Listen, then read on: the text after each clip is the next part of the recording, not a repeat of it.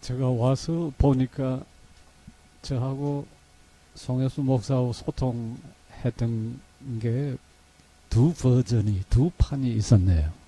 그 두 가지가 있었다는 게, 첫 번째 한번 이야기할 때 일상에 관해서 이야기하다가 나중에는 제 공부한다는 그 책이 나오고 나서 공부에 대한 이야기로 넘어가서 저는 공부에 관해서 이야기하면 되겠다 생각하고 왔더니 오늘 찬양도 그러고 기도도 그러고 다 일상이군요.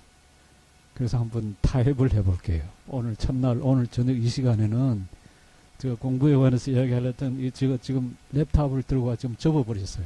덮어버렸는데 이거 꼭 필요하면 내일 하고요. 오늘 저녁에 일상에 관해서, 원래 지금 오늘 찬양한 일상과 신앙 이야기는 일상에 관해서 오늘 이야기하고요. 그 이야기 안 끝나서 내일까지 가야 되면 내일도 일상에 관해서 계속 하고요. 이야기 어느 정도 마무리되면 내일 공부하고 배우고 가르치고 하는 게 뭔지 같이 한번 생각해 보면 좋겠습니다. 제가 그래서 찬양 참여는 하지 않고 그냥 들으면서 가만히 있어, 무슨 구절을 들고 나가서 성경 봉독부터 먼저 하면 좋을까 하고 생각한 게 고린도전서 10장 말씀입니다. 우리 펼쳐서 같이 읽고 일상에 관해서 한번 같이 생각을 이제 해보죠. 고린도전서 아니요 서서 그냥 거기 놔두세요. 예. 내가 다리가 아프면 앉을게요. 고린도전서 10장 23절에서 33절 아니 11장 1절까지 쭉 같이 한번 읽으십시다. 찾으셨습니까?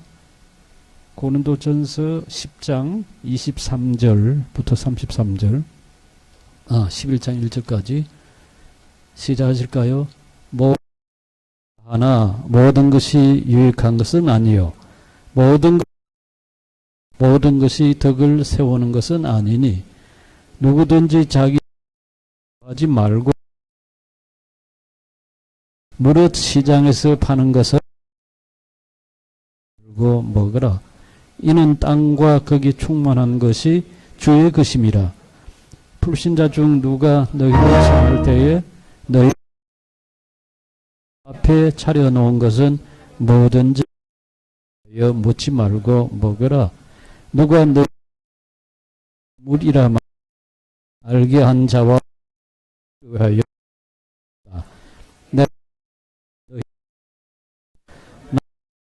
어찌하여 남의 양심으로 말미암아 받으리요. 만일 어찌하여 내가 비방을 받으리요. 그러시든지 무엇을 하든지 다 하나님께 위하여 하라. 유대인의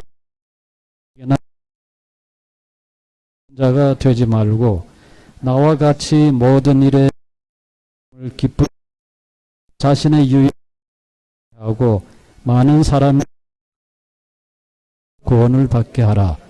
내가 것 같이 너희는 나를 보라. 여러분, 일상이 뭘까요? 가만 제가 아무래도 써가면서 하려면 이쪽에 쓰는 게 낫겠군요. 네,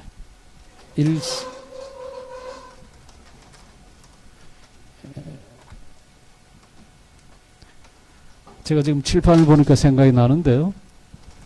제가 이제 한국에 들어와서 강의를 시작한 게 1986년 저 대학교였습니다. 첫 학기 과목한테 뵙게 되군요. 그래서 이제 그 과목 하나 하고 현대 철학. 그래서 이제 두 과목 강의를 시작했는데 제가 강의를 처음 강단에서 교수로 가르치기 시작한 게 1982년이었거든요. 네덜란드에 있는 레이든 대학이라고 있습니다. 아주 오래된 대학인데요. 거기 철학과에서 이제 학부 학생 한 과목, 대학원 학생 한 과목. 그 학부 학생 강의할 때는 영어로 하고요. 그 다음에 대학원 학생은 저기 네덜란드 말로 대학원 강의를 이제 해드렸습니다. 근데 그때 강의를 촘촘하게 이제 강의 노트를 만들어가지고 그거 이제 한 페이지씩 넘겨가면서 이렇게 강의를 했죠. 그게 이제 완전히 몸에 배어가지고 계명대에 와서 이제 강의 노트를 아주 빽빽하게 만들어서 이제 차근차근 한 2주째인가 3주째인가 그 윤경식이라는 학생이 나중에 청도중학교 교장 선생님 하다가 이제 이미 은퇴를 했는데요. 손을 들어요. 이야기를 했더니 샘예 선생님, 샘예 판서 좀 판서 칠판에 글 좀 써주이소. 우리가 대학원생은 아닙니다. 학부생 학생이니까 그때부터 이제 칠판을 쓰기를 시작했는데요. 가끔 교회에서 설교할 때도 뒤를 돌아봐요. 아, 쓸 게 없나. 제가 이게 칠판을 갖다 놓으면 끝까지 계속 씁니다. 이렇게 우리가 칠판 갖다 주지 마라. 내가 안 쓸 테니까 큰 칠판을 그것도 여기도 작지도 않은 큰 칠판을 갖다 놨으니까 아마 많이 쓸 겁니다. 온갖 말을 다 쓸 때 제가 가능하면 자제를 하긴 하겠습니다만은 한번 물어보죠. 지금 이번 보니까 신앙이라 붙여놨는데요. 일상 이게 철학하는 사람한테 뭐가 뭔가요? 시간이 뭡니까? 존재가 뭡니까? 인간이 뭡니까? 근데 이렇게 뭡니까라는 그게 우리한테 붙어 있는 직업병과 같은 질문이거든요. 일상. 그럼 여러분들 일상 그러면 뭘?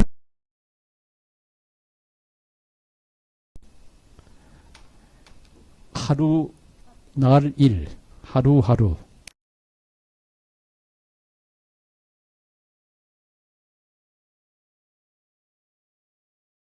항상상.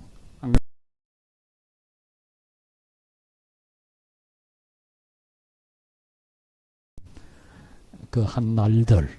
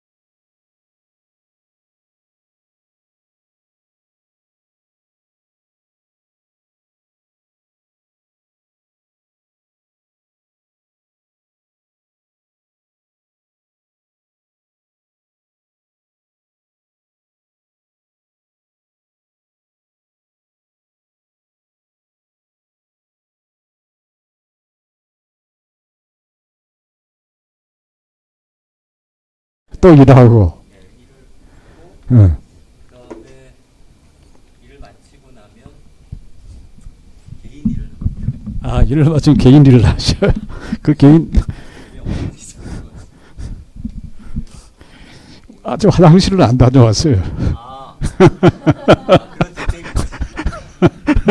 아, 그런 디테일까지 말고 그러면 큰 일만 좀 이야기하고. 그래서 일을 하고 마무리 짓고 개인 그동안 마무리 져야 될 일이나 개인적인 메일을 확인한다든지 이런 거 하고 그다음에 퇴근을 해서 집에 와서 저녁은 잘 안 먹는 거 같아요. 아, 저녁을 잘 안 먹어요. 그럼 저녁을 굶습니까? 그럼 하루 아까 아침 약간 그러면 약간 조금 먹는다 그러고 점심 제대로 들고 저녁은 거의 안 먹고 예. 안 챙겨줘서 그렇습니까? 아니 뭐 별로 먹고 싶은 생각이 별로 없어서 예. 그렇게 하고 집에 와서 퇴근을 이렇게 해서 예. 그리고 자고 집에 와서 예.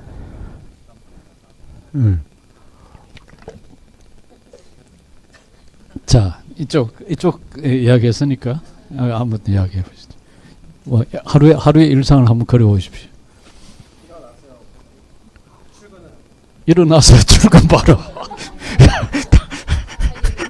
보니까 그러니까 아니 응급의학과라고 일어나서 바로 출근하시고 세수도 안 하고 밥도 안 먹고 화장실도 안 가고 예, 예 출근해요. 예. 1시간 40분 걸려서 도착하면 일을 하겠어요. 어이구 그렇게 오래. 그 출퇴근하는 시간이 많으니. 운이 좋으면 밥을 먹고 예, 밥 운이 없으면 굶습니다. 굶고. 그러다가 일이 끝나면 퇴근 준비. 예. 퇴근을 하면 그러니까 출근해서 퇴근까지 시간이 아주 짧네요. 지금 서술하는 거 보니까. 인간 시간은 12시간 12시간. 운이 좋으면 밥 먹고 운이 없으면 그것도 못 먹고. 그 응급의학 누구 하려고 안 하겠네. 지금 이야기 들으면. 또. 극과 극인데 목사님. 예. 그러고 나서 바로 자거든요. 그리고 바로 자고. 그리고 깨고. 11시쯤 일어납니다. 11시쯤 이제 하루 쉬고 하루 이렇게 근무를 하니까. 예. 그다음에 밥을 먹고 예. 그다음에 큐티하고 큐티하고. 네. 예. 기회가 있으면 운동을 예. 운기조식을 당직 때 상한 마음과 몸을 다스리고 이후에 식구와 운이 좋으면 저녁 식사 식구가 오- 당직이 아니면 다 모이고요. 아니면 혼자서 당직이면 제가 혼자서 챙겨 먹고. 행복합니다. 그래도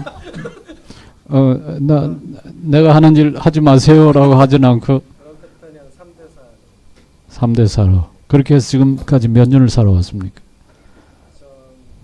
99년부터 이런 패턴 2009년 2009년부터 그러니까 벌써 한 17년 됐군요. 그러니까 아주 그냥 몸에 그런 삶이 일상에 아주 익숙하게 된 삶이에요. 지금 다 이제 의사 선생님들 이야기 들어봤으니까 아닌 분들 이야기 좀 들어보죠. 그냥 가정주부로 계신 분 일상을 한번 그려보면 어떨까요? 네. 네, 한번 그려보십시오. 일상을. 아침 이제 눈 떠서부터. 그러시고요. 예.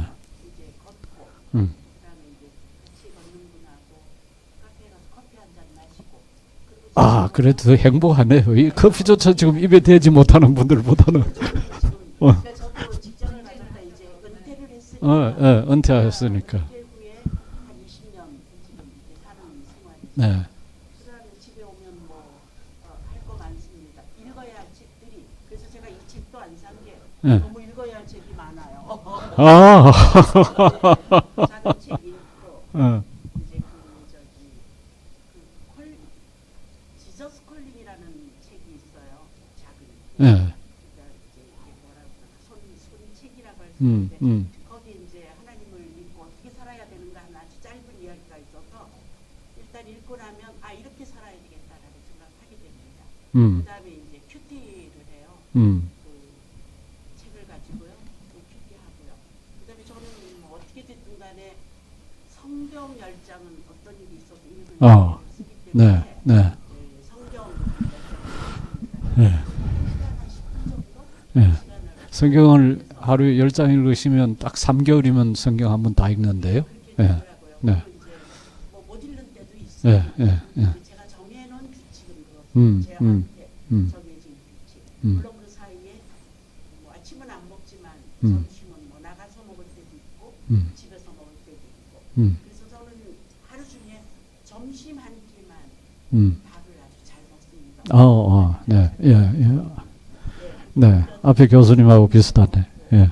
그다음에 이제 기도 1시간 예. 기도합니다. 1시간. 예. 못하는 날도 있어요. 예. 근데 이제 제가 정해진 루틴은 다른 중간에 다른 계획이 있으면 그래도 빼먹을 수 있는 게 기도도 빼먹게 되고 근데 성경은 어떤 일이 있어도 읽고 옛날에 못 읽었기 때문에 있어요. 이제 저녁은 먹는데 저녁은 다르게 먹습니다. 밥 대신 제가 그 그릭 요거트 예. 네. 여러 가지 뭐 견과류랑 뭐 그렇게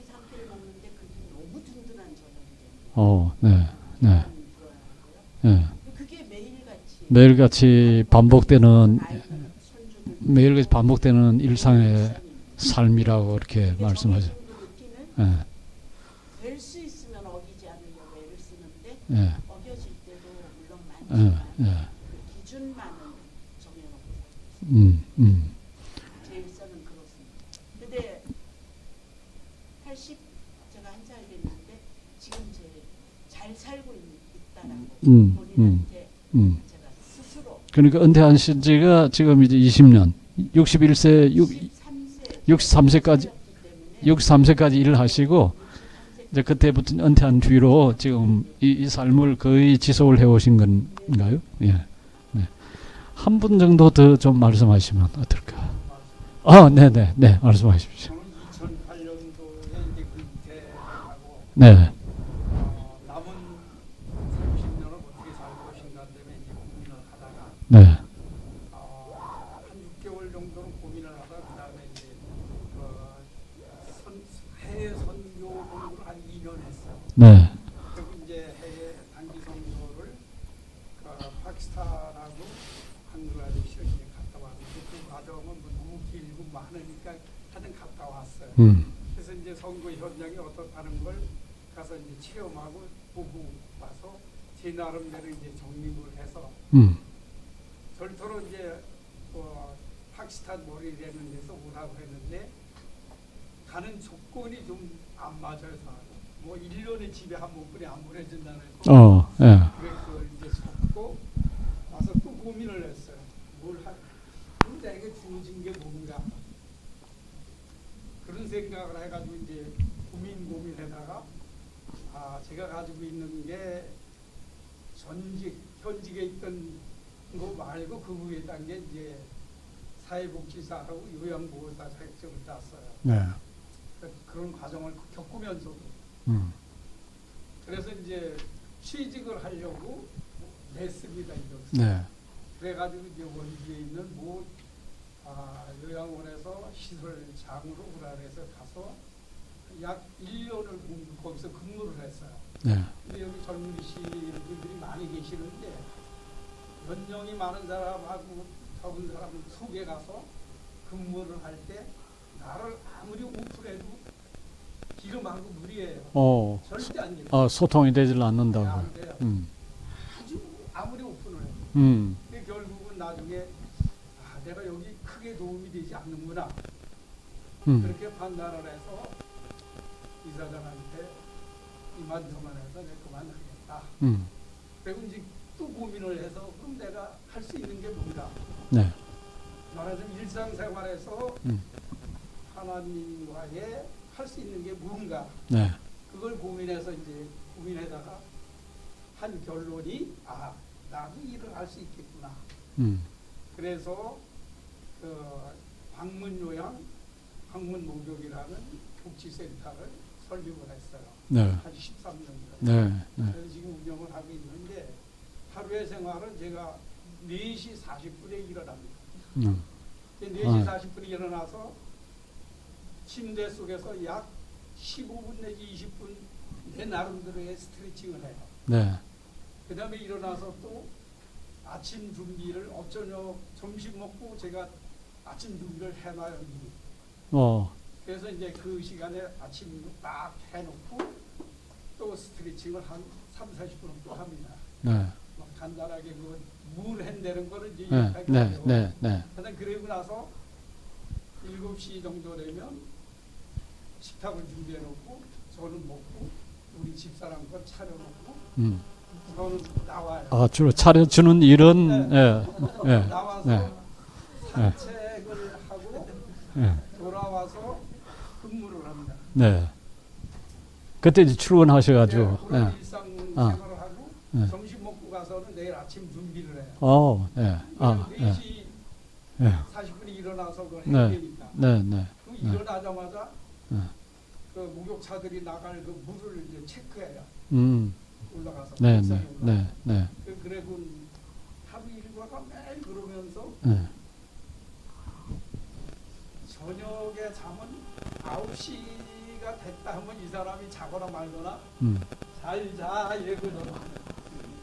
갑니다. 예. 그리고 이제 4시 반에 다시 이제 깨시고. 제가 그걸 이제 지금까지 얼마나 반복을 하셨습니까? 일상의 그 생활이라는 게 예. 특별한 게 없다. 아. 자기 나름. 그러나 지금 말씀하신 그 통해서 일상의 아주 두드러진 특징이 아주 분명한 게 하나 드러났는데요. 뭐 지금 서술하시면서 일상이란 이런 그 일을 하게 된 걸 예. 얘기하면 길기 때문에 그거 말고 지금 이제 그 내용보다는 지금 말씀하시면서 일상의 두드러진 특징이 하나 아주 분명하게 드러난 것 같은데 그게 뭘 반복하시는 꼭 같은 일을 오늘 한 어제 한 일 오늘 하고 요새 특별한 일이 없는 한 예. 일생활이 똑같아요. 이건 특별한 일이죠. 예. 예, 이렇게 같이 교우들하고 같이 오는 거는 특별한 일이고 그러나 여기대로 동화가 내일이 네 반복 끊임없이 끊임없이 반복. 자 최소한 우리가 일상 뭐다 그러면 하나는 지금 그러니까 찾아낸 하나 빠졌네요. 일어나자마자 참 스트레칭 끝나면 식탁에 가서 기도를 합니다. 예 그것도 반복 아닌가? 기도가 무슨 기도냐면 예. 저를 살려주시고 이렇게 눈을 뜨게 해주셔서 감사합니다. 예. 부활의 기쁨을 느끼게 해주셔서 감사합니다. 예. 예. 마치 저에게 잠 주어진 일을 할 수 있도록 건강과 지혜와 분별의 지혜를 주셔서 감사합니다. 네. 오늘도 주님 하나님 뜻대로 살게 해주세요. 이게 기도입니다. 그러니까 그게 이제 그러니까 이제 우선은 감사. 예. 예. 일어나자마자 그거 합니다.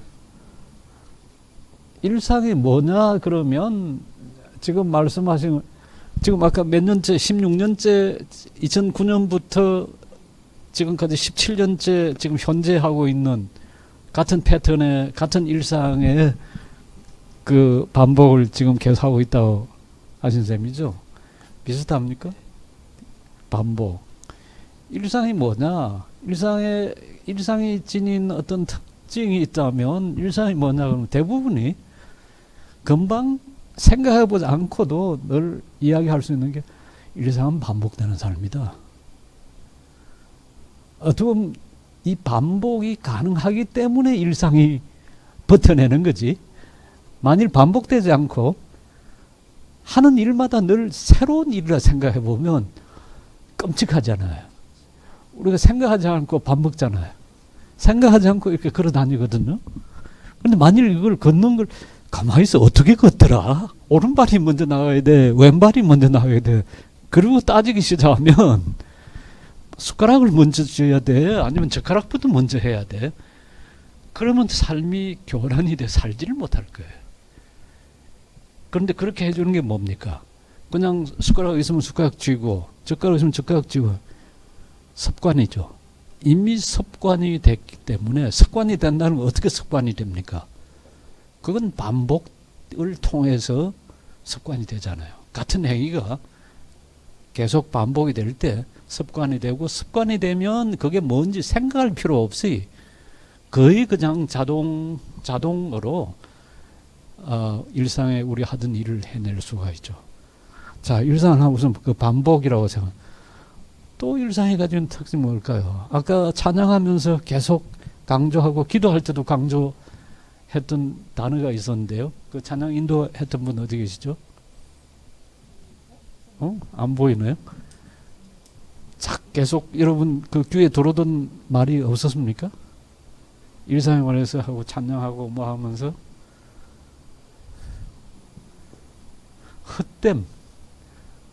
헛되다는 말 여러 번 했잖아요. 헛됨. 왜 헛되다고 할까요? 왜 헛되다? 애쓰고 힘쓰고 그렇게 아웅다웅 했는데도 불구하고 한 일들이 남아있지 않고 다 지나가 버리잖아요. 어떤 중요한 일이라도 어떤 귀한 일이라도 끝까지 남아있지 않고 살상 다 지나가거든요. 저 같은 경우는 하다 보면 아주 기분 좋은 게 책을 썼을 때 책이 하나 끝났을 때 그래서 이제 책이 출판되는 걸 봤을 때 그때는 이제 기쁘고 좋은데요. 그것도 그 잠시 잠깐이지 그것도 휙 지나가 버려요. 뭘 생각하면 이거 도서관에 좀 꽂혀 있다가 대학원생들 뭘 그 페이퍼 쓴다고 좀 뺏겨 쓰고 뭐 하다가 나중에 다 쓰레기통에 날아갈 거라. 제가 지금까지 저 혼자 쓴 논문 한 120편 정도 썼는데요. 문과에서 우리는 단독 논문이니까요. 쓰느라고 애쓰는데 그 가면서 그 논문 쓰느라고 필요한 사람들 몇 명 좀 찾아보고 아무도 읽지 않을. 그거 쓰느라고 그렇게 그냥 몇 달을 보내고 땀 흘리고 했던.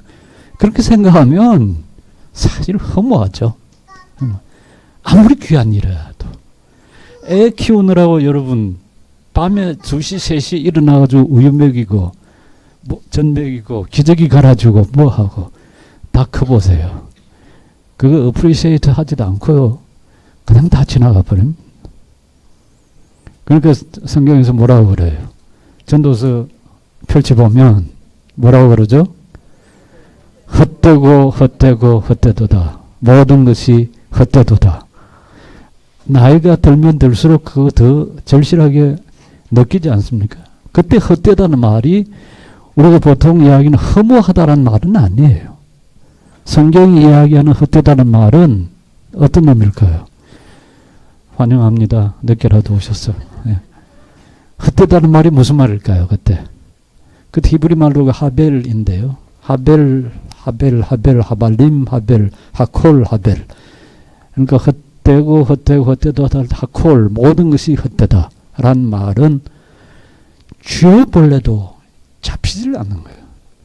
안개, 수증기, 연기, 뭐 담배 연기 같은 손을 손에 잡히지 않잖아요.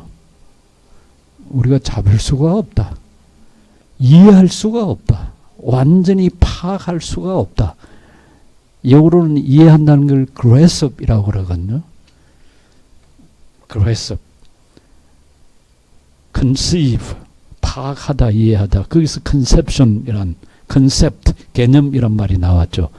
이해하고 파악하고 잡히질 않는다는 거예요. 예를 들어서 병 그러면 아니면 물병 그러면 물병이라고 하는 우리가 쓰는 이 단어를 여기에다가 적용을 할 수가 있잖아요. 그럼 물병이란 말을 이 물병에 적용하는 거 보면 저 사람이 개념 파악을 하는구나 그렇잖아요. 개념 파악 못하는 사람도 있거든요. 이게 뭔지 저게 뭔지. 그런데 인생이라고 하는 것을 성경에서 헛되다 더덥다라고 하는 것은 이게 개념 파악이 안 된다는 거예요. 이게 뭔지 잡히질 않아 손에. 첫 번째 의미가요. 두 번째는 헛되다는 의미가 뭘까요? 거기에 어떤 알맹이, 국을 끓이면 국에 뭐가 이렇게 있어야 될 거 아니야. 건져 먹을래도 그게 없다란 말이에요. 알맹이가 없다. 세 번째는 그 가치가 영원히 남아있지 않다는 거예요. 우리 가만 보면 저 같은 경우는 글 쓰느라고 논문 쓰느라고 책 쓰느라고 했지만은 그것 이렇게 보면 그거 다 정말 헛되게 허무하게 다 지나가 버리는 것들이에요. 다 지나가는. 누구도 인정하지도 않고요. 뭐 조금 필요한 사람을 좀 찾아보다가 다 나중에 쓰레기통에 다 들어가는 것들이에요. 그런 의미에서 헛됨, 일시적이고 덧없이 지나간다. 이 세상에 있는 어떤 것 하나라도 그렇게 남아있는 건 없어요. 땅에 있는 것 가운데 눈에 보이는 것 가운데 가장 오래 가는 게 뭐라고 그럽니까? 금 같은 다이아몬드와 같이 변하지 않고 색깔이 그대로 남아있는.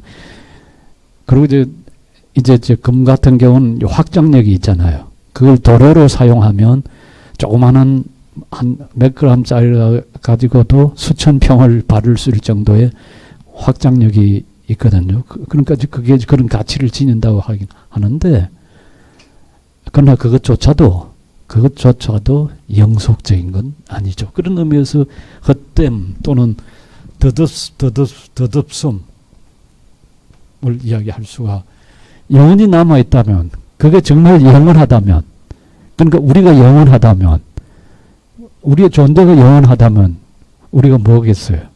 우리가 하나님이죠.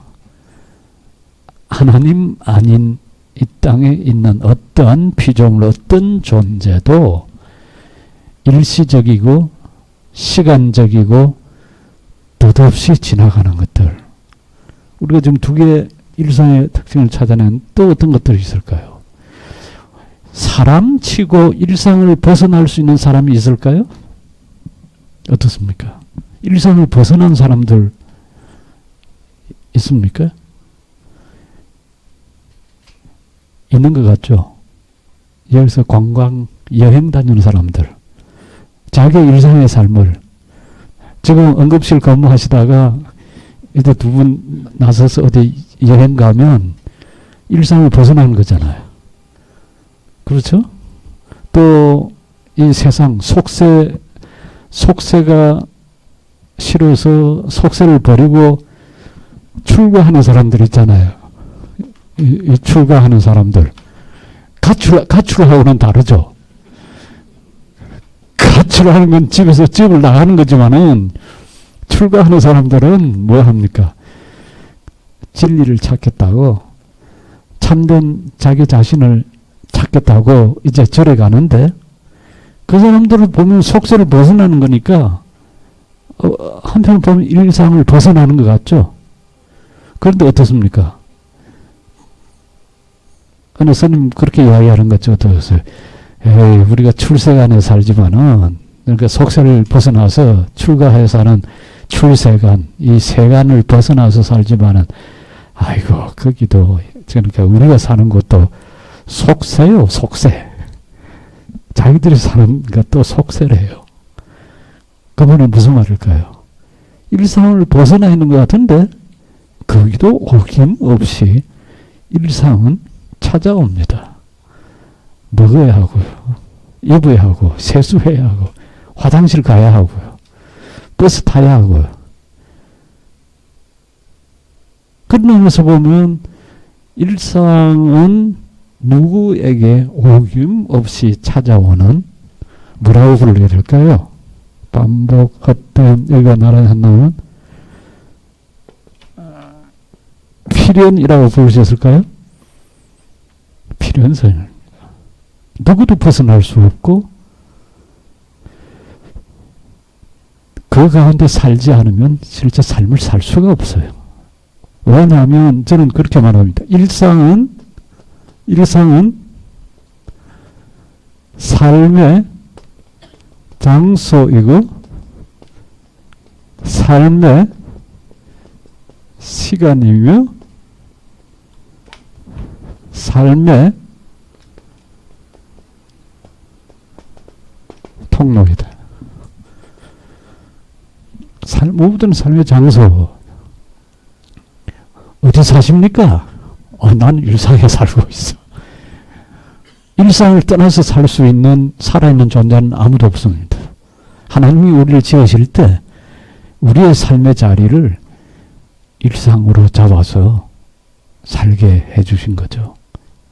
그러니까 우리는 일상을 떠나는 게 목적이 아니고, 만일 일상에 산다 하면 일상에 살면서 의미 있게 잘 사는 게 문제지, 일상을 벗어나는 게 그게 신앙의 목적일 수가 없습니다. 일상 가운데서 어떻게 제대로 신앙생활 할 건가, 어떻게 제대로 살 건가 하는, 그렇죠, 벗어날 수 없기 때문에. 여기서 유출을 한번 해보면 일상의 필연성인데, 일상에 살아가는 사람들은 그 가운데는 부자도 있고 가난한 사람도 있고 배운 사람도 있고 못 배운 사람도 있고 힘 있는 사람들도 있고 힘 없는 사람도 있고요. 남자도 있고 여자도 있고요. 여러 종류의 여러 방식의 삶이 있잖아요. 그런데 대굴 같은 집에 사는 사람이 사는 거나 움막 같은 조그마한 집에서 사는 사람이나 여기서 잠자는 거나 저기서 잠자는 거나 먹는 거 뭐 엄청 비싼 음식을 먹거나 어떤 사람은 아주 싼 그냥 인스턴트 음식을 먹거나 적어도 먹는 건 비슷하잖아요. 잠자는 것도 비슷하고 하는 건 비슷하거든요. 화장실 가는 거 어떤 집은 어떤 사람은 뭐 굉장히 비싼 변기 위에서 좋은 비데 가지고 뭐 화장실 일 볼 수도 있지만 어떤 사람은 정말 보잘것없는 저 시골 화장실 같은데 푸세식 수세식이 아니고 푸세식 화장실도 갈 수가 있고 하지만은 그러나 화장실 가는 거는 어때요? 비슷하잖아요. 저는 그걸 일상의 유사성이라고 해요. 유사성 그 다음에 필연성 여기 우리가 이야기하지 않은 것 중에 하나가 있습니다. 일상이 어떤 성격이냐 누구나 쉽게 이야기하는 게 일상은 반복된다. 그런데 일상은 누구도 벗어날 수 없다. 필연적이다. 그런데 결국 보니까 일상은 그냥 일시적이고 금방 지나가더라. 누구나 배웠든 못 배웠든 일상을 사는 비슷하다. 또 일상이 지니고 있는 처음 생각할 때는 드러나지 않지만 가만 보면 역시 일상은 어떻게 일상은 특별합니까? 아니면 그냥 평범합니까? 그렇죠. 저는 이 평범성, 평범하다는 영어로 말하면 ordinary, extraordinary한 게 아니라 ordinary, order라는 게 이 order라는 말이 이게 질서져져 있단 말이에요. 사실 일상이 평범하지 않으면 우리가 살아갈 수가 없어요. 일상이 평범하기 때문에 사실은 그 질서지어져 있기 때문에 아침밥 먹은 다음에 몇 시간 뒤에 점심밥 먹어야 되고요. 점심 먹은 다음에 얼마 뒤에 또 저녁밥 먹어야 되고요. 그러고 나면 또 저녁이 오고 저녁이 오면 잠자야 하고요. 새벽에 오면 일어나야 하고요. 그런 방식의 일종의 모종의 어떤 질서가 있어서 그 질서가 계속 이어지는 그런 성격이 일상에 지니고 있는 특징이라고. 여러분 생각해 보시니까 어때요? 대부분이 다 동의를 아마 하실 수가 있을 겁니다. 일상이 어떤 특성, 어떤 특징을, 어떤 얼굴을 가지고 있느냐 그러면 일상은 반복되고 그런데 이 반복된 일상이 누구에게나 필연적이고 아무리 잘 살고 못 살고 하더라도 다 살아가는 일상은 비슷하고 특별한 게 아니라 그저 그렇게 다 그냥 평범하게 어떤 정말 비상한 정말 특별한 그런 일은 별로 없잖아요. 있죠. 그러나 의사에 결혼식이라든지 아이가 태어났다든지 어머니나 아버지가 돌아가셨다든지 하는 그런 아주 특별한 날이 있어요. 그러나 그게 매일매일 찾아오는 현실은 아니거든요. 매일매일 찾아오는 평범해. 근데 결국 끝에 가서 보면 다 흠하다 할 정도로 다 지나가는 현실들이에요. 영원한 것은 하나도 없어요. 사랑도 기쁨도 행복도 영원하지가 않아요. 그때 주어진 그 삶 그것을 기뻐하고 즐거워하는 것으로 아까 말씀하신 것처럼 우리가 감사한 것으로 받아들이고 감사하게 쓴다면 그 일상이 결코 불행하지 않다. 그렇게 말할 수 있을 뿐이지 그게 무슨 영원히 남아있지는 않은 거거든요. 우리 저기서 이제 한번 물어보셨을 거예요.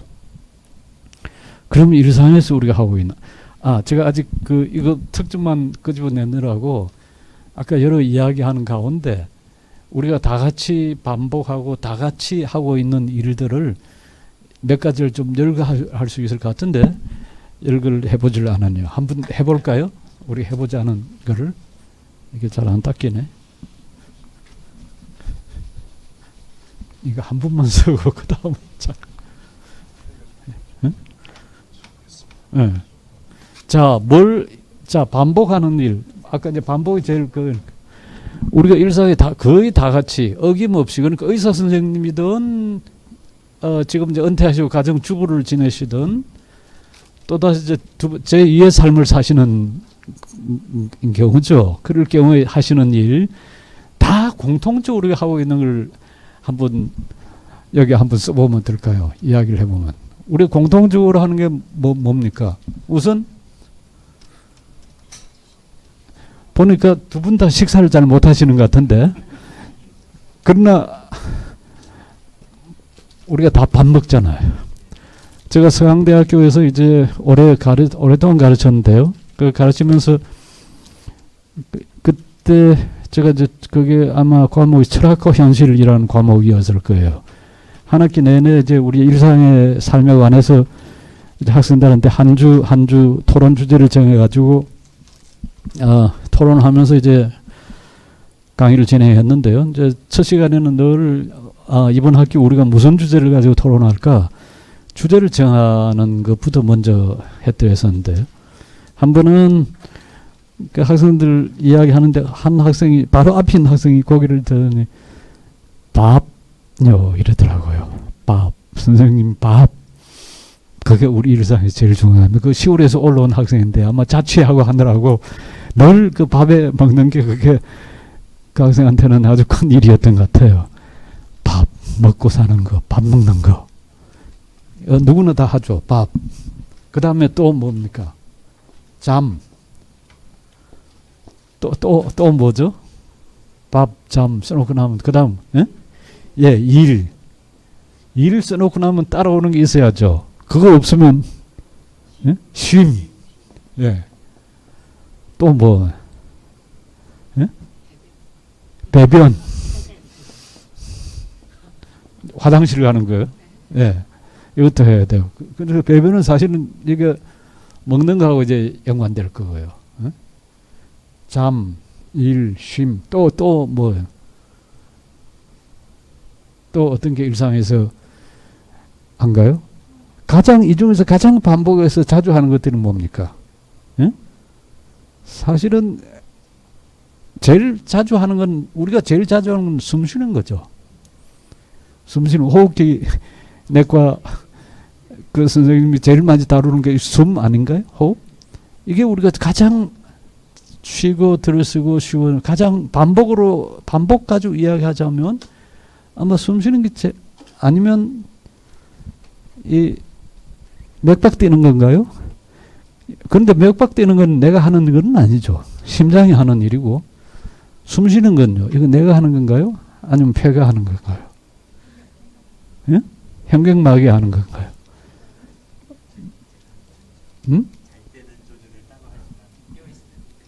깨어있을 때는 그래도 내가 숨을 쉬어야죠.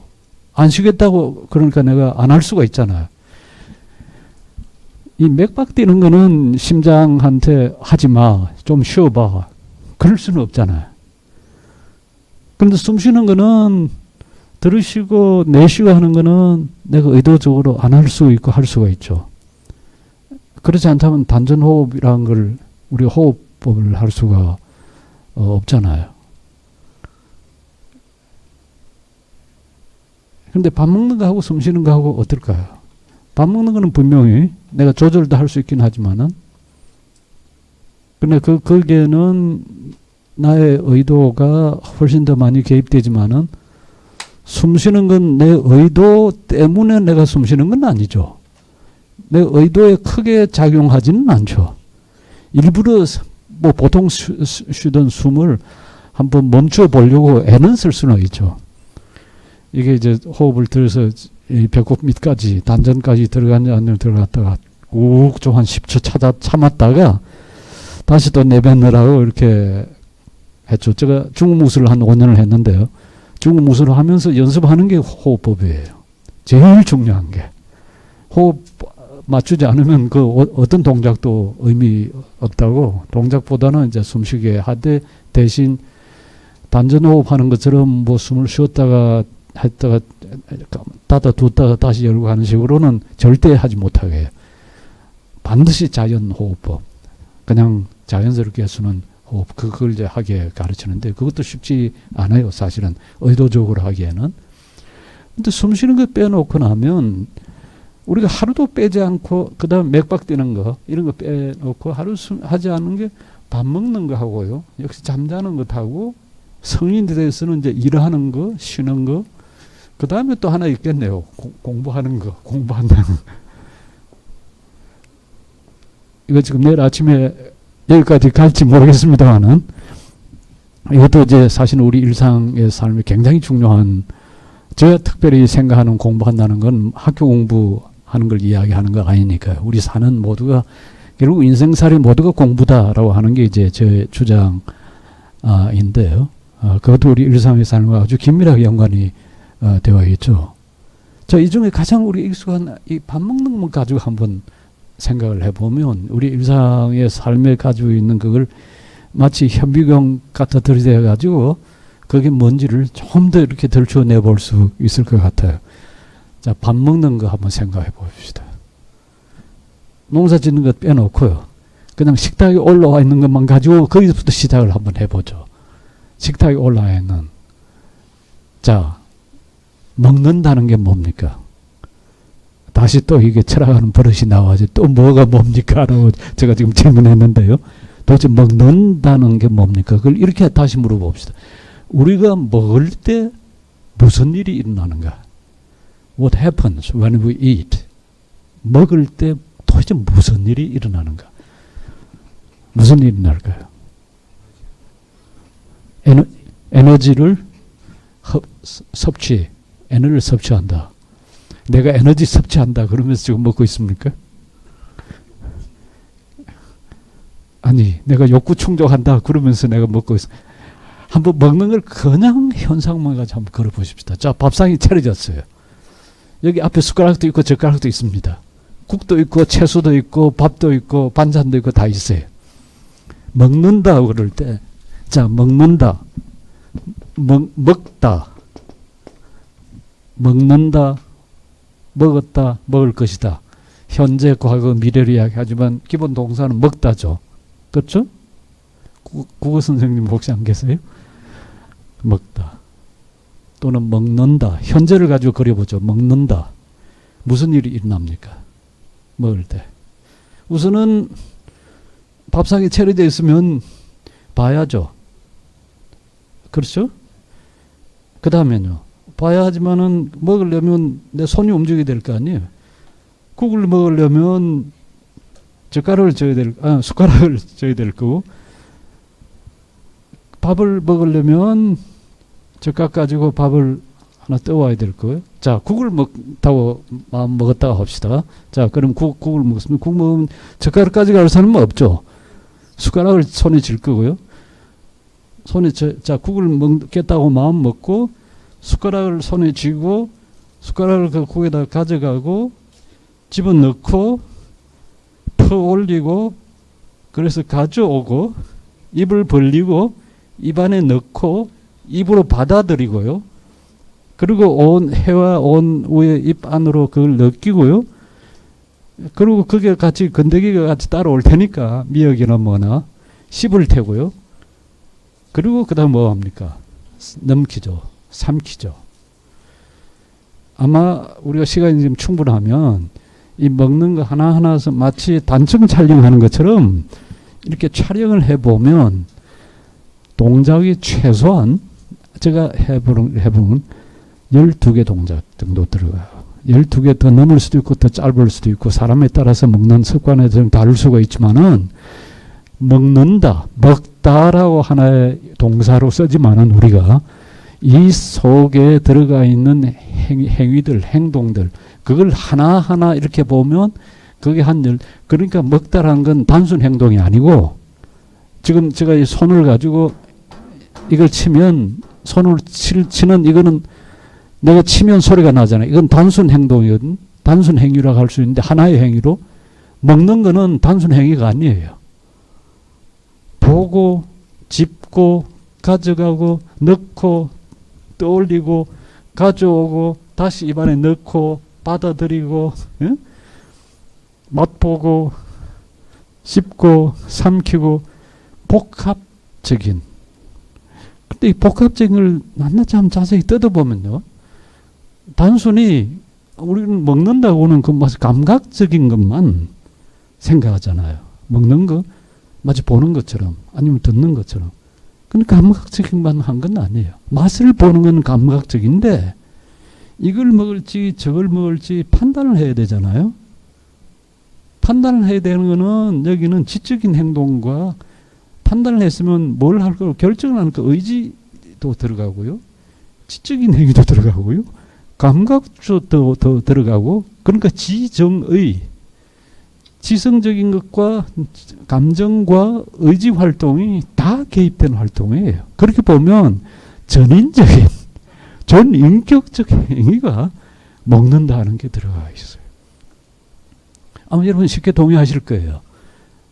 생각해보면 생각을 하지 않으면 아주 그냥 먹는 건 단순한 것 같은데 이게 그래서 사람이 먹는 것하고 짐승이 먹는 것하고 다르잖아요. 독일 말에 에센이라고 하는 말이 있고요. 프레센이란 말이 있어요. 네덜란드 말은 저기 네덜란드 분이 앉아 있는데 에이튼이란 말하고요. 프레이튼이란 말하고 프레이튼. Kun je onderscheid maken tussen deze woorden? Hoe?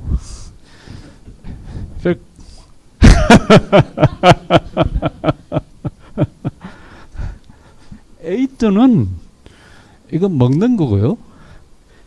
프레이튼. 두 말 프레이튼. 그야말로 처먹는 거예요. 짐승이 그냥 돼지 먹는 거 보였어요? 돼지 그 여물통에 가득 채 못 보였어요? 오, 그놈들 돼지 여물통에 돼지 죽 주면요 서로 달라들어 가지고 입 그냥 코 입 들이대 가지고 먹는다고. 그야말로 이 독일 말로 프레센, 네덜란드 말로 프레이튼.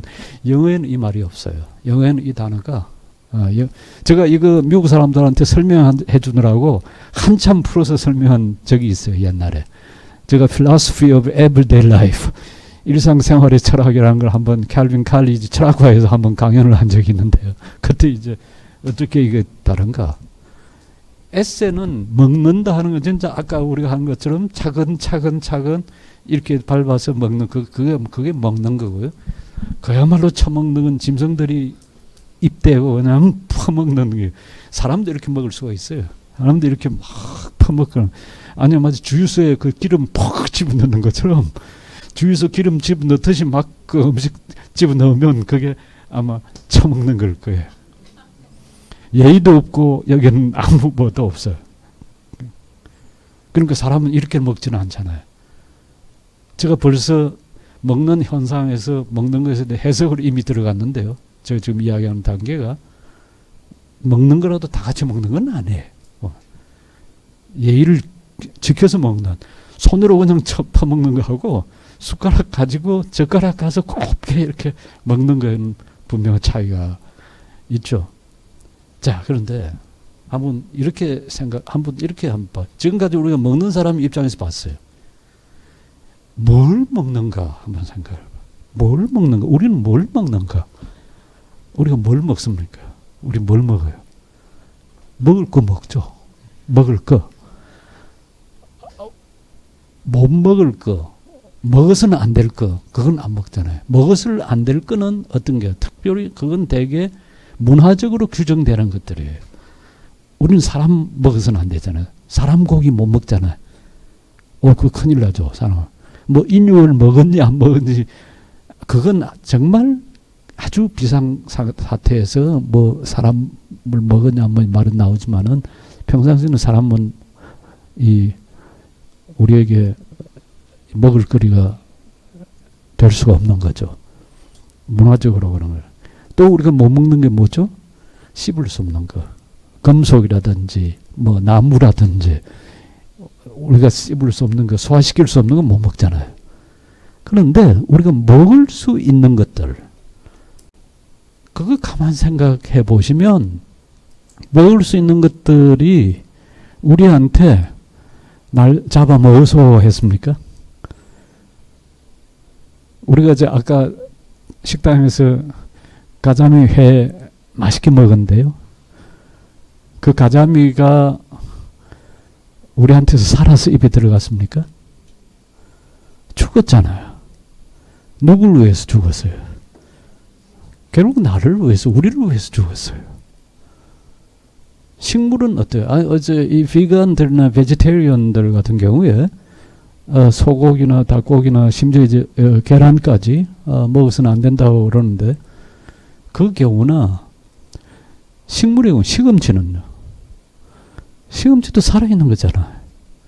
살아있는 거 그거 죽였다는 거는 이 뿌리에서 잘랐으니까 그 생명을 끊어서 우리 와서 먹은 거예요.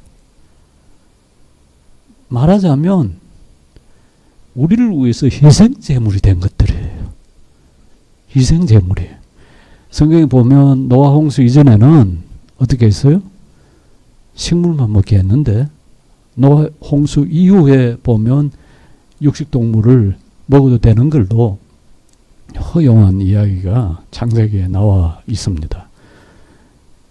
그러니까 식물을 먹든 동물을 먹든 우리가 먹는 것들은 그것들의 개체로서의 죽음을 전제를 하는 거죠. 말하자면 우리는 그것들의 죽음 후에 제사상을 받고 있는 거예요. 가만 생각하면 그러잖아요. 식물 그리고 동물 그것들의 그 죽음 위에 우리의 생명이 우리의 육신의 생명이 그거로 인해서 실제 가능한 거거든요. 그러고 보면 예수의 피 흘리고 살 찢으신 그 일, 그걸 상징하는 게 우리가 성찬 예식으로 하잖아요. 예수의 피를 마시고 예수의 살을 먹는데요. 그걸 통해서 우리가 예수님과 관계를 하거든요. 그런데 저는 그 성찬 예식이 이게 사실상 우리의 일상에서는 우리가 먹는 것, 우리가 마시고 음식을 먹는 이것도 예수의 성찬 예식으로 인해서 오늘 우리에게 주어진 일상의 일종의 성찬이라. 그것들의 희생 위에서 우리의 육신의 삶, 그리고 육신의 삶 위에 서서 우리의 영적인 삶, 우리의 지적인 삶, 우리의 도덕적인 삶, 우리의 사회적인 삶, 우리의 경제적, 정치적인 이런 모든 삶이 사실상은 가능한 거거든요. 그러니까 먹는다고 하는 것이 그냥 일어나는 어떤 생물학적인 사건이나 생물적 행위에 그치는 게 아니라 이런 영적인 의미까지를 갖는다.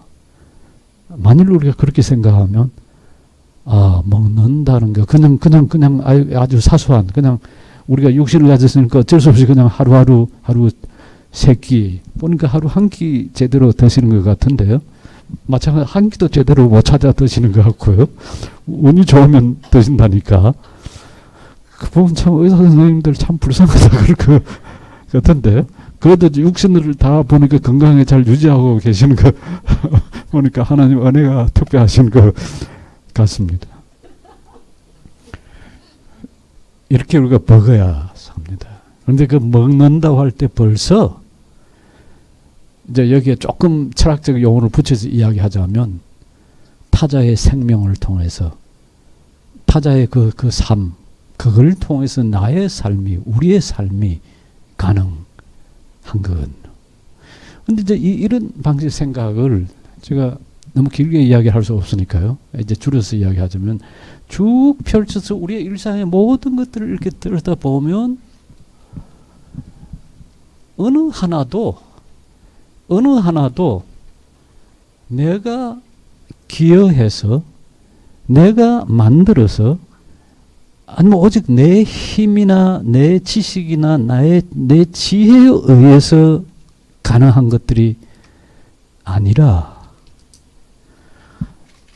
생각해 보세요. 아까 우리 저녁 먹은 오늘 저녁 참 잘 먹었는데요. 네? 저녁 먹은 것들을 보면 그 가운데서 제가 기여한 거 어디 하나도 있습니까? 국물 하나, 그 된장 하나, 그 가자미 하나, 어느 하나 제가 기여한 거 없어요. 그러면 저는 그야말로 여기 오늘 강사로 왔다고 여러분 교우들하고 같이 저녁 대접 받느라고 가서 제가 얻어먹은 거 아니에요. 제가 받아서 먹은 거 아니에요. 제가 받아서 먹었거든요. 제가 받은 거죠. 이걸 여러분 하나씩 하나씩 확대해 보십시오. 지금 제가 서서 이렇게 이야기할 수 있는 것도 가장 기본적인 뭡니까? 제가 뭘 할 수 있으니까? 제가 설 수 있으니까. 제가 몸을 이렇게 지탱을 할 수 있으니까, 그리고 여러분을 볼 수 있으니까 하는데요. 이렇게 설 수 있고, 볼 수 있고, 이렇게 말할 수 있는, 이렇게 한 게 뭡니까? 만일 뭐가 하나 10초라도, 20초라도 딱 정지가 되면, 제가 그럴 수 없는 게 뭡니까? 야, 오늘 호흡기 의사가 굉장히 올라가는 것 같으네. 제가 숨을 쉬지 못하면, 제가 10초, 20초라도 숨을 쉬지 못하면, 난 여기 쓰러져요. 응급실에 들어가야 되고요. 그래서 응급의학과 교수님 도움을 받아야 되고, 호흡기 내과 의사님 달려와야 될 거고요. 근데 그렇게 하려면 뭡니까? 내가 이렇게 호흡할 수 있는 건 내가 아무리 폐가 있다 하더라도 뭐 현극막 있고 이 숨을 쉴 수 있는 기관이 있다 하더라도 만일 뭐가 없다면 내가 숨을 쉬지 못하죠? 공기. 이 공기 이게 내가 만들었습니까? 내가 공기에 하나라도 기여한 게 있나요? 내가 기여한 거라고는 내 몸에서 나온 탄소일 거예요. 탄소를 포함한 다른 여러 이 공기 중에 포함되어 있는 것들. 내가 산소를 내 이 폐에다가 이제 공급을 받고 다시 쉬고 하는 걸 통해서 했는데 이 공기만 생각해 보더라도 이건 내가 만들어낸 거 아니에요. 내가 받은 거죠. 받았으니까 뭡니까? 선물이잖아요. 어떤 사람이 이렇게 말할 거예요. 아니 먹는 거 그거 아까 받았다고 그랬는데 아까 오늘 저녁에 가서 아니 그거 당신이 돈 내지 않을 뿐이지 이 교회에서 돈 낸 거 아니냐고. 그랬죠. 교회에서 돈 냈죠. 아 그리고 그 매일 집에서 먹는 음식들 그거 장에 가서 사온 거 아니냐고. 그러니까 당신 돈 냈으니까 먹을 자격이 있지. 그런데 생각을 해보십시오. 아예 음식 자체가 없고 농부들이 아예 농사를 짓지를 않고 아무리 돈이 있더라도 농사도 짓지 않고 유통할 수 있는 여러 통로들이 없었다면 이 사람 저 사람이 거기에 노동을 하지 않았다면 내가 할 수 있나요? 이렇게 하나씩 하나씩 물어서 아까 우리가 밥 먹으면서 이렇게 현미경 쳐다보듯이 제가 먹는다라고 하는 먹다라고 하는 걸 동작을 쪼개보듯이 하나하나 다 쪼개보면 결국은 무슨 답이 나올까요? 아, 이 세상에 우리가 살고 있는 이 일상의 삶을 지탱해주는 이 일상의 삶을 일상이 되게 하는 어느 하나도 내가 만들어내고 내가 통제하고 내가 기여하고 내 거라 그렇게 말할 수 있는 것은 하나도 없다. 모든 것이 내가 받은 것이고 내가 받았으니 모든 것이 곧 뭐라 이야기할 수 있을까요? 선물이라. 나는 선물로 산다. 이거는 저는 신자나 불신자나 믿음이 있는 사람이나 믿음이 없는 사람이나 제가 이야기해 보면 다 같이 수긍하는 일이에요. 차이가 있다면 뭘까요? 신자와 불신자가 일상에 우리가 누리고 있는 이 모든 것들, 공기, 내 몸, 내가 먹는 것들, 내 가족, 내 친구, 교회들, 모든 것들, 모든 이 일상에 있는 조직들과 기구들과 모든 이 돌아가고 있는 것들이 결국은 나에게 주어진 선물이구나. 그런데 믿는 사람과 믿지 않는 사람을 구별하는, 아주 분명히 구별하는 게 뭘까요? 그러니까 제가 이 답을 가기 전에 먼저 하나 말씀드릴 거는, 믿는 사람이나 믿지 않는 사람이나 우리가 일상에 누려 있는 모든 것들, 우리가 사용하는 언어, 우리가 받은 교육, 다 차이는 있다 하더라도 조금 받았건 적게 받았건, 어떤 사람은 많이 받았건, 이것들이 다 선물이구나 하는 점에는 동일해요. 받아들이는. 이제 그걸 어느 정도 강하게 인식하냐, 약하게 인식하냐 차이는 있을 수 있지만은, 다 같이 우리가 받지 않고는 살 수가 없지 하는 점은 같아요. 자, 선물을 받은 사람이 보이는 당연한 반응은 뭘까요? 받았으면, 선물을 받았으면, 이걸 받은 걸 선물을 받은 사람이 보이는 당연한 태도, 곧장 보이는 태도가 뭡니까? 감사죠. 누구나 감사하고 싶어요. 가만 생각해보면. 그건 믿는 사람, 믿지 않는 사람이에요. 같아요. 근데 차이가, 어디서 차이가 생기느냐 말이죠. 어디서 차이가 생길까? 어디서 차이 생길까? 앞에 앉는 사람이 늘 이렇게 불리해요. 언제나 가까우니까 내가 꼬창꼬창 질문을 하거든요.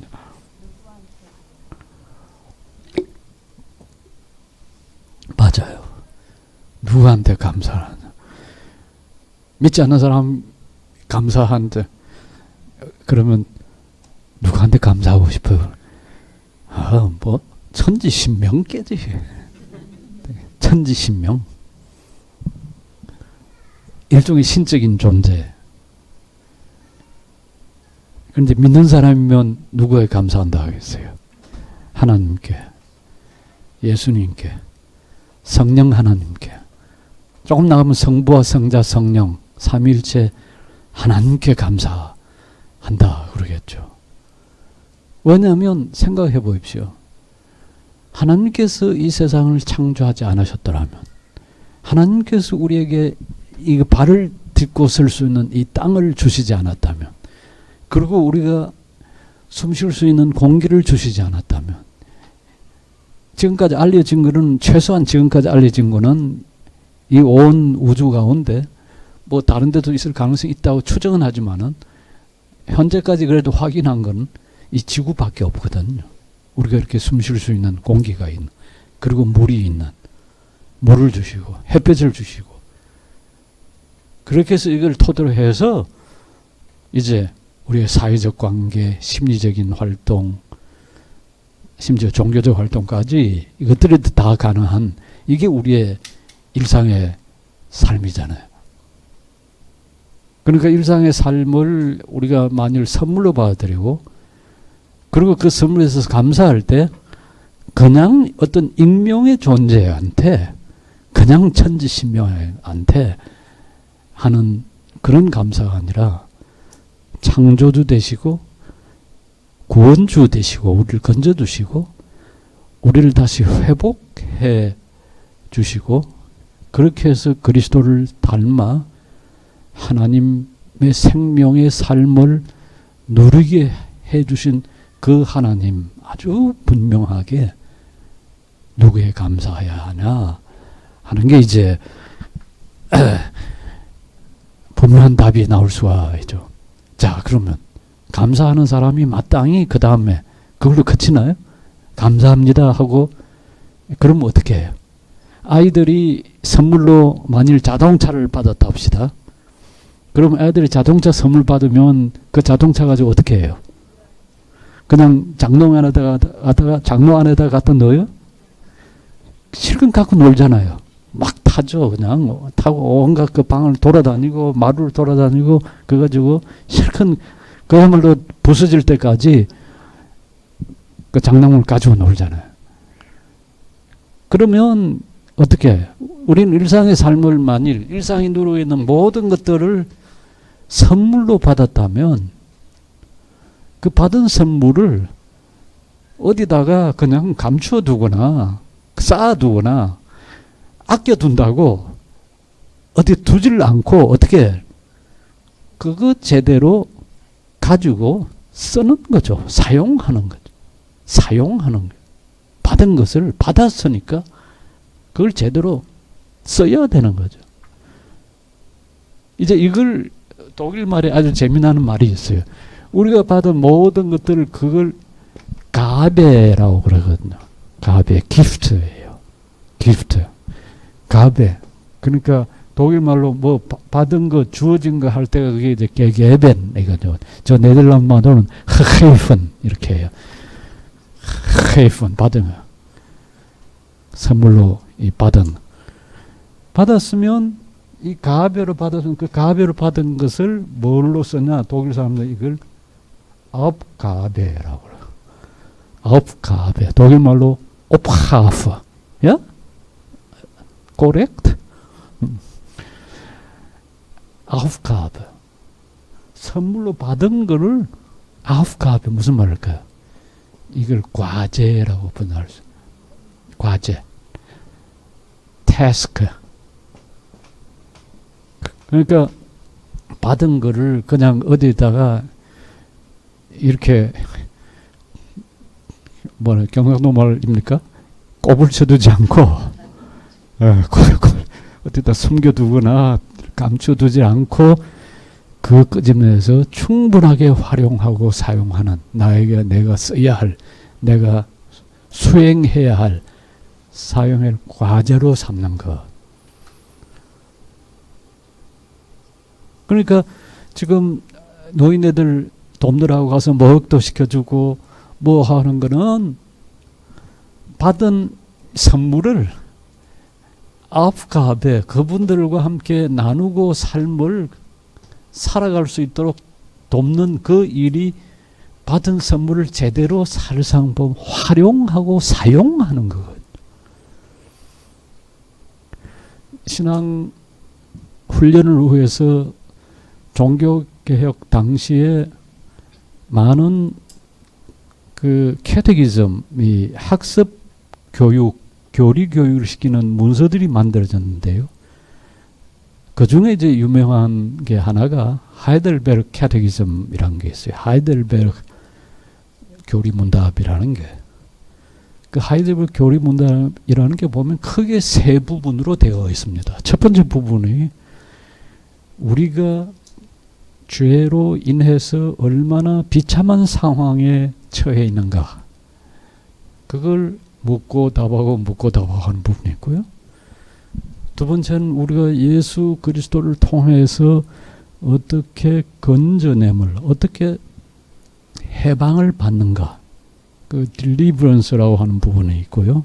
해방되는 거. 그 다음에 세 번째, 이렇게 해방받은, 이렇게 자유를 얻은 사람들이 어떻게 살아야 하는가. 세 번째 부분. 거기에 대해서 붙인 용어가 gratitude예요. 감사. 그러니까 여기부터 다루고 있는 게 십계명이에요. 십계명 크게 보면 두 가지잖아요. 하나님을 사랑하는 것과 이웃을 사랑하는 일, 사랑하는 일, 사랑의 삶을 사는 것. 이게 일상을 기프트로 받은 사람들이, 선물로 받은 사람들이 살아가야 될 삶의 방식이라는 거예요. 그래티튜드. 그러니까 그리스도인의 삶의 동기가 뭐가 되겠어요? 그리스도인의 삶의 동기가 뭐가 되겠어요? 감사하겠죠. 감사 아니면 뭐가 삶의 동기가 될까요? 일상의 보통 사람들의 삶의 동기가 뭘까요? 아까 그 용어를 쓰는 걸 제가 기억이 나는데, 보통 사람들이 살아가는, 하루하루 살아가는 그 삶의 동기, 뭘 추구하고 해내려고 그러고 아주 힘써서 애쓰는 그 삶의 동기가 뭘까요? 욕구. 이걸 조금 한번 생각을 이제 해보십시다. 삶의 동기를. 그러니까 욕구라고 하는 거는 왜 생길까요? 욕구가 왜 나오는 걸까요? 뭐 때문에 욕구가 생기죠? 필요가 있으니까 그 필요를 충족시키기 위해서 욕구가 나오잖아요. 어떤 욕구입니까? 우리가 가지는 아주 일상 욕구. 목마름. 왜 목마름이에요? 수분을 우리 몸이 필요를 하니까 목마르면 욕구가 생겨요. 그러니까 필요, 욕구, 이걸 다 같이 영어로는 needs라고 그러죠. needs. 그러니까 이걸 needs를 필요라고 번역할 수도 있고 욕구라고도 번역할 수 있어요. 불어는 부수행이라고 그러죠. 이게 부수행. 여기에서 이제 우리의 많은 행동들이 유발되죠. 이게 동기가 돼가지고. 그런데 감사가 우리의 삶의 동인이라 내가 병원에서 일을 하고 내가 학교에서 일을 하고 또는 내가 노인들을 위해서 일을 하고 하는 일들이 그 다음 학교에서 학생들이 공부하고 하는 이 모든 일들이 필요와 욕구의 관점에서 볼 수도 있고요. 그렇게 하더라도 상당히 많은 것들이 이야기가 될 수 있고요. 감사의 관점에서도 이야기를 할 수가 있어요. 그러니까 필요와 욕구의 관점에서 본다는 건 뭐겠습니까? 내한테는 많은 것들이 부족한 것들이 있고 그래서 필요가 생기고 그래서 욕구가 생기고 욕구가 생기는데 그것에 채워주면 뒤따라오는 건 뭡니까? 만족이죠. 또는 충족이라고도 할 수가 있겠죠. 영어로 말하면 satisfaction이에요. 니즈가 있으면 니즈의 대상이 주어지면 그 니즈는 그 주어진 대상을 통해서 satisfied 되죠. 충족이 되죠. 만족이 되죠. 이게 이제 필요, 욕구와 만족의 하나의 구조라면 이제 이 방식으로 보는 게 일반적이죠. 왜냐하면 우리가 생물학적인 욕구도 있고 심리적인 욕구도 있고요. 사회적 욕구도 있고 심지어 종교적 욕구도 있고요. 경제적 욕구, 수많은 욕구를 이야기할 수 있거든요. 이게 우리 일반적인 삶의 방식이에요. 그런데 이 일반적인 일상을 살아가는 삶의 동기들을 이 방식으로 볼 수 있는 것하고 아까 이야기한 감사의 관점에서 볼 수 있는 것하고 그러면 어떤 차이가 생길까요? 감사의 관점에서 본다면 뭘까요? 여기는 출발이 필요, 욕구 이야기하는 게 뭔가 결핍이 되어 있다. 자, 여기 결핍이라는 말은 쓰지는 않았네요. 그러니까 결핍이라고 하는 게 결핍, 모자람, 부족, 희소 이런 것들이 이것들을 불러일으키는 예를 들어서 돈 같은 거를 어떤 사람이 많이 가지면 다른 사람은 가질 수가 없잖아요. 건강의 경우나 지식의 경우나 믿음의 경우나 이건 달라요. 건강은 한 사람이 건강하면 다른 사람이 건강하지 못하고 지식은 한 사람이 온통 가지면 다른 사람이 가지를 못하고 그러지가 않아요. 오히려 건강한 사람들이 많으면 그 속에 사는 사람도 건강할 확률이 훨씬 높고요. 지식이 있는 사람들이 많으면 많을수록 그 지식도 함께 더 같이 자랄 가능성이 많고요. 믿음도 그러고요.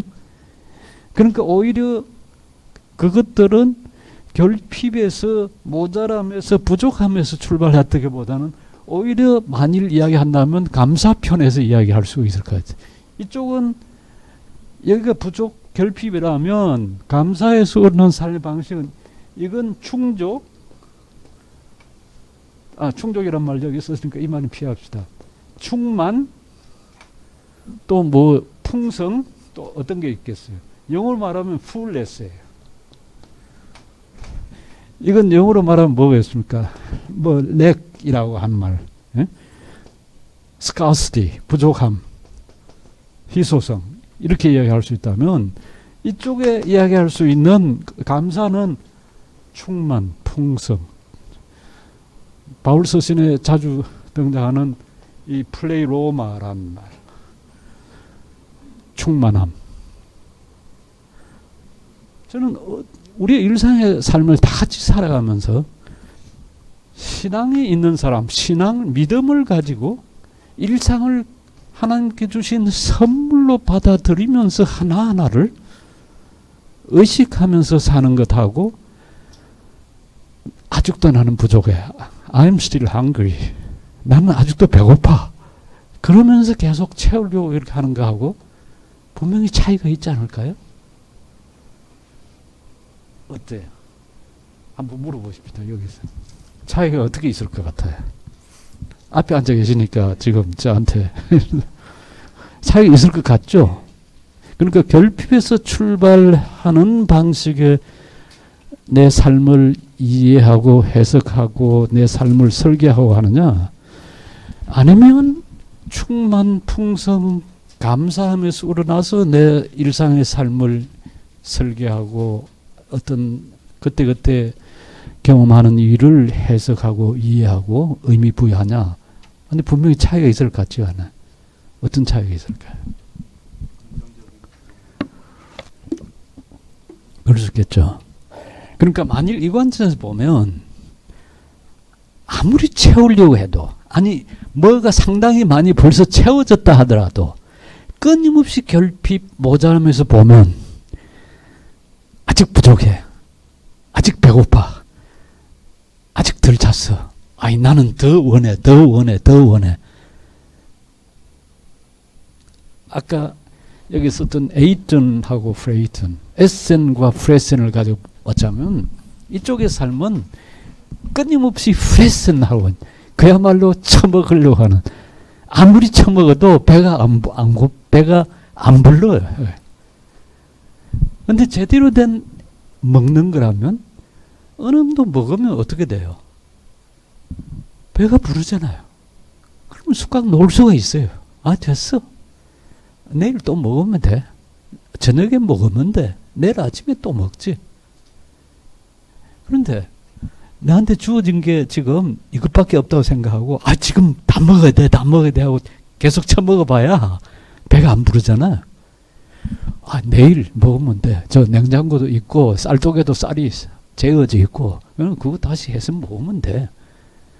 충만해서 우러나와서 그 삶의 방식하고 결핍에서 우러나온 삶의 방식, 우리 일상의 삶을 살아가는데 믿음이 있다, 믿음이 없다, 삼일체 하나님, 창조주 하나님, 구속주 하나님, 우리의 모든 삶을 회복시켜주는 그 살아계신 하나님을 믿는 사람이라면 아마 이미 채워진 이 충만함의 그 의식, 그 느낌, 그 충만함에서 오는 그 뭐라고 그럴까요? 그 편안함, 그 평안. 저는 이 삶의 방식은 우리 일상의 삶을 살아가더라도 아무리 바람이 불고 날씨가 좋지 않고 힘들더라도 이미 얻은 하나님으로부터 받은 그 은혜, 하나님을 받은 그 선물의 충분함에 감사한다면 어떤 일이 있더라도 그 일들을 경험할 때 더 해야 되겠어. 더 쌓아야 돼. 더 많이. 그러지를 않을 거라.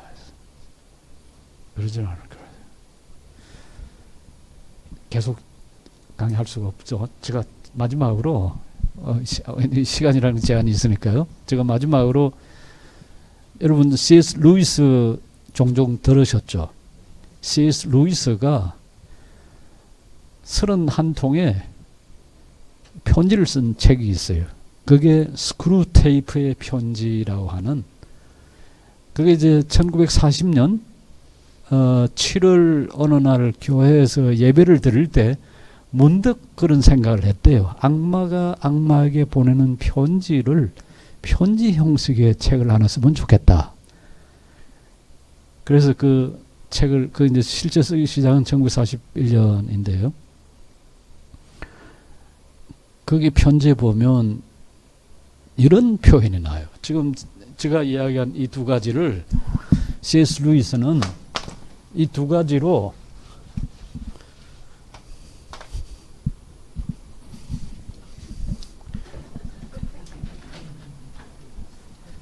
C.S. 루이스는 이걸 지금 그러니까 부족함, 이 결핍함에서 우러나온 이걸 일컬어서 지옥의 철학,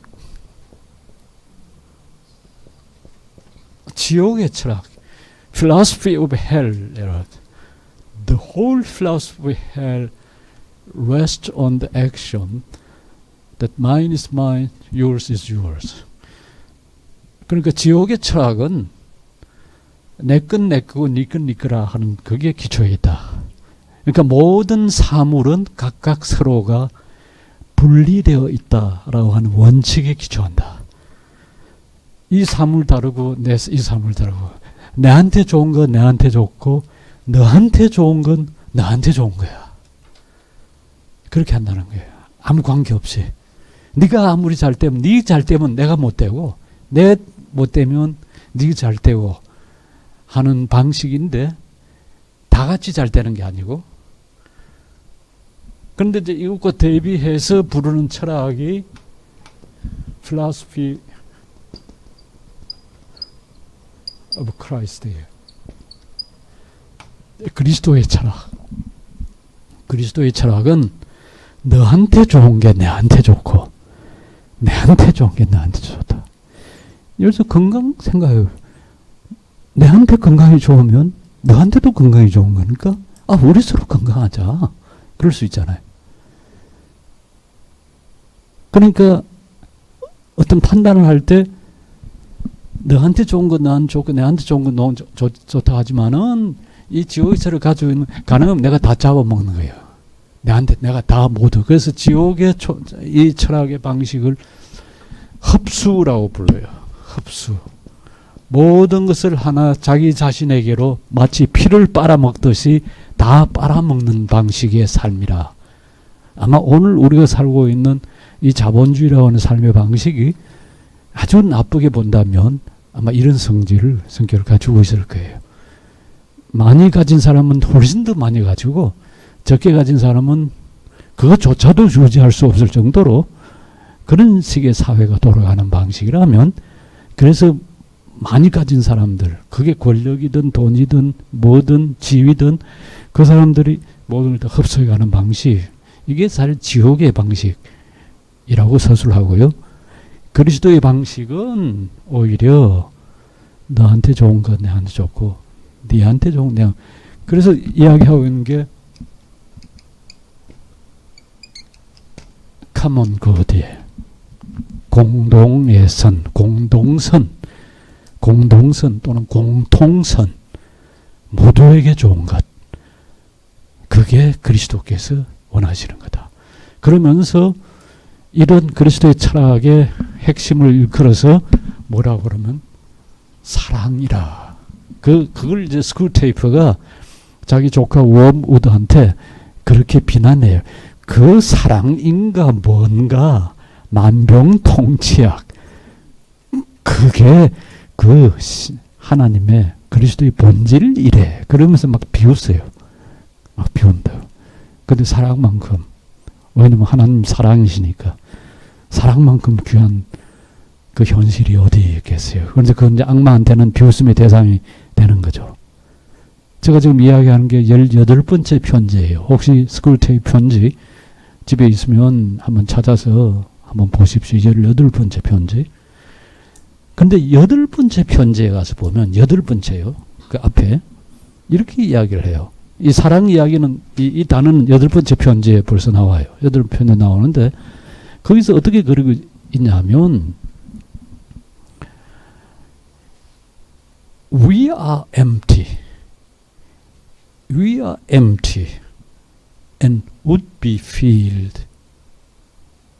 우리는 비어서 우리는 속이 텅 비어서 그래서 would be filled. 채우고 싶어 해. 그러니까 우리는 그 말 다르게 표현하면 우리는 너무 배가 고파. 개걸스럽게 먹고 싶어 해. 아무리 먹어도 채워지지가 않아. 일상의 모든 일들이 다 그래요. 돈을 벌어도 그러고 지식을 추구해도 그러고 친구 관계도 그러고 모두가 통제하고 압제하고 내 뜻대로 다 움직일 수 있어야 돼요. 내 손으로 완전히. 그게 결핍에서 출발한 삶의 방식이에요. 지옥의 철학이라. 그런데 이 그리스도의 살아의 방식을 이해하면서 He is full and flows over. 그리스도는 full, 충만해. 가득 찼어. 그래서 flows over, 넘쳐 흐른다. overflowing 하는. 이게 하나님의 삶의 방식이에요. 삼위일체 하나님의 삶의 방식의 특징은 넘쳐 흐르는, 그게 뭐예요? 사랑이죠. 사랑은 나누어 주고 싶어 하고요. 주고 싶어 하고 overflow 하는 거예요. 신학에서 어려운 문제 중에 하나가 아니 하나님이 도대체 왜 이 세상을 창조하셨냐 하는 문제예요. 여러분들 어떻게 생각하세요? 이제 이런 비유를 들어요. 구창케 아니 그냥 혼자 계셨으면 홀로 계셨으면 삼위일체 하나님이니까 성부 성자 성령 하나님께서 서로 교제하고 그 사랑의 공동체를 형성하고 얼마나 좋았겠어요. 그런데 이 우주라고 하는 이 큰 덩어리 특별히 그 중에서 제일 못된 놈 인간이라는 것 이것들을 만들어 놓고 얼마나 골치를 썩이냐. 아이 키우면서 고생해 본 부모들은 뭐 금방 그렇게 생각할 거예요. 아이고 하나님 잘못 생각했지. 인간을 몰라서 그래. 인간을 제대로 알았으면 이 세상 안 만들어. 그건 특별히 인간 그런 인종 이 땅에 아예 처음부터 발을 못 붙이게 했지. 왜 지었어? 고생스럽게. 답이 뭐겠어요? 아우구스티누스가 그래. 하나님이 왜 이 세상 천지 창조했나? 원했었기 때문에. 원하셨기 때문에. 왜 원하셨나? 사랑하시기 때문에. 또 왜 사랑했냐? 그긴 이유가 없어. 그게 하나님의 본질이래.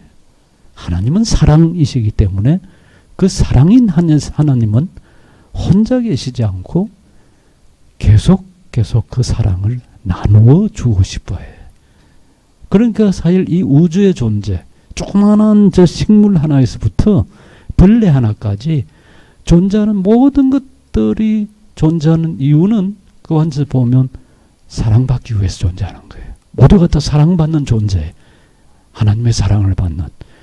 그러니까 하나님의 그 사랑은 이 우주에 우리의 삶 속에 우리의 현실 가운데 우리가 보지 못하지만은 이미 벌써 오버플로잉 하는 이미 넘쳐 흐르고 있는 거예요. 그 속에 우리를 신자로 그리스도를 통해서 하나님을 아는 사람으로 우리를 부르신 거거든요. 그러니까 일상의 삶 하나하나가 이게 부족하면서 모자라면서 물론 우리가 병들 수도 있고 가난해서 돈이 없을 수도 있고 친구가 없어 외로울 수가 있고 여러 가지 그런 결핍들이 현실적으로 우리한테 있을 수 있지만은 그러나 그리스도의 자녀로 하나님의 자녀로 그리스도와 한 형제된 존재로 우리를 부르셨다는 것은 이 일상의 삶을 결핍에서 모자람에서 그게 동기가 돼가지고 아웅다웅 사는 게 아니라 이미 받은 그 충만함 그 넘쳐 흘럼 그걸 감사하는 가운데 살아가라 하는 거라. 여기서 보면 아까 이야기한 것처럼 믿는 사람이나 믿지 않은 사람이 우리가 누리고 있는 어느 하나도 내가 창조하지 않았고 내가 만들지 않았다는 점에서 그래서 내가 받은 선물이라는 점에서 다 같이 동의한다 하더라도 믿는 사람이냐 믿지 않는 사람이냐 확연하게 이게 구별되는 것은 누구에게 결국 감사하냐? 내 몸에게 감사하냐? 공기에게 감사하냐? 할 수도 있겠죠. 오늘도 너 공기 참 고맙다. 내가 오늘 이렇게 맑은 공기를 숨 쉴 수 있어서 그것만 해도 안 하는 것보다 낫죠. 그러나 이 공기를 지으시고 우리에게 먹을 음식을 주시고 하신 그분께 감사하면서 그 받은 그걸로 인해서 그로부터 우리의 삶을 살아간다면 이 삶이 불행한 삶일까요? 행복한 삶일까요? 저는 고난이 있고 비록 고생하는 일도 있고 어려움이 있을지라도 있을 수가 있죠. 우리가 아플 수도 있고 뭘 잃어버릴 수도 있고요. 그러나 우리가 비관주의자일 수는 없잖아요. 우리가 절망에 빠질 수는 없잖아요. 여전히 이 믿음 가운데 소망을 가지고 우리가 사랑하는 삶을 살아갈 수가 있는 거죠. 이게 저는 그리스도인한테 하나님께 특별하게 주신 저희 집사람이 지금 X표시를 좀 했어요. 그만하라고. 하나님 주신 큰 선물이라 이 받은 선물을 감사하면서 살아가는 게 우리 일상 속에서 살아가는 신앙생활이라 그렇게 말할 수 있을 것 같아요. 고맙습니다.